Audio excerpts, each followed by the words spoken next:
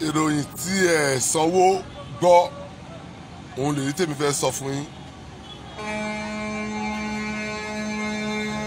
àwa àbẹ́yìn tẹ̀ ń pera ẹ lọ́mọ Èkó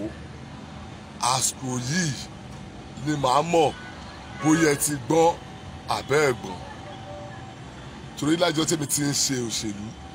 àbí lájọ́ ti bí mi sínú ìlú Èkó yìí torí mi ń sọ mi Èkó àwọn òkúrọ́ ọmọ Kwara làwa àmọ́ àjọ ń ṣe ìlú Èkó ni nǹkan tó bá yẹ tọ́ sáwà làwa máa jáde fún nǹkan tó bá tọ́ sí wa ní jáde àmọ́ Bọ́lá Ahmed Tinubu ó jẹ́ òyà pé ìlú Èkó kò ń ṣe ìlú anybody ìlú gbogbo èèyàn ni ìyẹn ló fà á tí Bọ́lá Ahmed Tinubu tó fi jáde gómìnà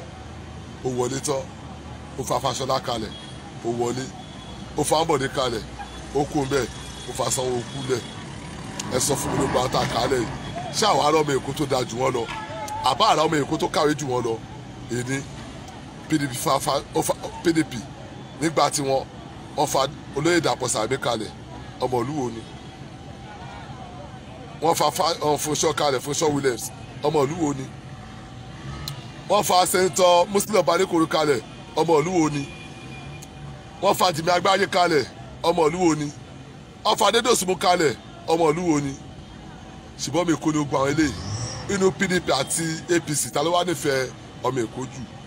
inú Ṣìfọlábọ̀dé George àti Bọ́lá Ahmed Tinubu ta ló nífẹ̀ẹ́ Èkó jù ẹ̀já kó lórí ọ̀rọ̀ gómìnà lórí ọ̀rọ̀ àwọn dẹ́bùtì ẹ sọ látìgbà tí màmá Bọ́knọ́ kò fọ́ ti kú òun bẹ́ẹ̀ àti Pedro ẹ sọ bẹ́ẹ̀ Èkó tó jẹ́ dẹ́bùtì gómìnà rí ẹ tún gbé ẹ̀kọ́ bẹ́ẹ̀ ẹ wá gbogbo sẹ́nitọ̀ tẹ ní Lagos State from the west to the east to the central ọmọ Èkó bẹ́ẹ̀ ló jẹ́ sẹ́nitọ̀ rí lẹ́yìn bàbá wa kọ́lọ́mbà àfọ̀rọ̀kẹ́ wọn sẹ́nitọ̀ Moniru Muse àti sẹ́nitọ̀ Muslim Ọbánikoro lẹ́yìn àwọn méjì yẹn ẹ sọ ọmọ Èkó tó gba sẹ́nitọ̀ fún wa láì gbà tó ti dá ẹgbẹ́ wọn kalẹ̀ ìyẹn bẹ́ẹ̀ eléyìí ló tún wá délẹ̀ yìí o ìbẹ̀lẹ̀ máa ti mọ̀ bóyá ẹ̀mọ Èkó bóyá ẹ ti gbọ́ àbẹ́ ẹ̀gbọ́n bóyá Tinubu yìí ń kó yín sínú kòtò tó da yẹ̀pẹ̀ bò ibi la máa ti mọ̀ tó dẹ́gbọ́n àkàn sọ̀rọ̀ lórí social media ọgbọ́n wọn bu bóyá ń dùn lẹ́mi lórí sọ o ibi la máa ti wá mọ̀ on the 5th of December 2020 Lagos East Central District ọmọ àṣẹlẹ́sọ̀ PDP ti fọ́ ọmọ Èkó kalẹ̀ o ọmọ Èkó pàtàkì ọmọ Èkó gbàdà pàtàkì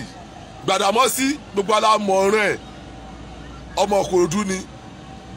BOG ọmọ Ìkòròdú ni oní PDP fà kalẹ̀ Tinubu ti lọ gbọ́mọ̀ Ìjẹ̀bú wá fún yín ibi la bá ti mọ̀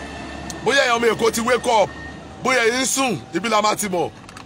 Tinubu lọ gbọ́mọ̀ Ìjẹ̀bú wá torí pé ó ń rówó gbà lọ́wọ́ ẹ̀ tó ń rí lò sí ikọ̀ mi olọ́gbé wá fún jáde fún sẹ́nitọ̀ mo wá rọ̀ yín ẹ̀yàn ọmọ Èkó àsìkò tó kẹ́ ẹ dìde àsìkò ti tó kẹ́ ẹ dìde kẹ́ ẹ jàfẹ́tọ̀ yín kẹjàfẹ́tọ̀ yín PDP òsùn ẹran PDP lọ́wọ́ kẹ́ẹ̀dìgbò lọ́ọ̀dì 5 fún sẹ́nitọ̀ tàgbéjáde BOG Gbàdámọ́sí ọmọ bíbí Èkó ni kò ń sọmọ Ìjẹ̀bú kò ń sọmọ Kwara kò ń sọmọ Abẹ́òkúta kò ń sọmọ Ọ̀yọ́ ẹ dìde kẹ́ ẹ support ẹ kẹjàdìgbò fún Gbàdámọ́sí on the 5 of December fún ilé ìgbìmọ̀ asòfin ńlá sẹ́nitọ̀ ẹ̀yin ará Ẹ̀pẹ́ ará Ìkòròdú ará Kòsọ̀fẹ́ ará Ṣómólú Ìgbẹ̀dù Lẹ́kì ẹ dìde kẹwàá jàfẹ́tọ̀ yín báyìí gbogbo lẹ́yìn tí Bọ́lá Ahmed tó ń kó sápò àsìkò tó kẹ dìde láti wá dìgbò fún ọmọ tí Gbàdámọ́sí BOG fún sẹ́nitọ̀ lọ́ndì 5 kẹjá dìde we are ready to fight this cause a ready láti jàjà yìí láti gbà yín nínú oko ẹrú èyí dẹ̀ wá kún wa kẹjájọ jà torí Bọ́lá Ahmed Tinubu níbi tó ń kó gbó wa lọ ó máa kan nílé ó máa kan àlejò kó máa bá a ká àlejò ó ti kẹyìn onílé kó máa bá a ká àlejò làá fẹ́ dìde láti support láti jọ jàjà yìí kájọ dìgbò fún Gbàdámọ́sí fún ilé ìgbìmọ̀ asòfin ńlá lọ́ndì 5 of this December Ọlọ́run wà fún gbogbo wa Ọlọ́run kún wa Ọlọ́run ràn wá lọ PDP power PDP no shaking PDP we dey kàńpé nípínlẹ̀ Èkó ó tó gẹ́.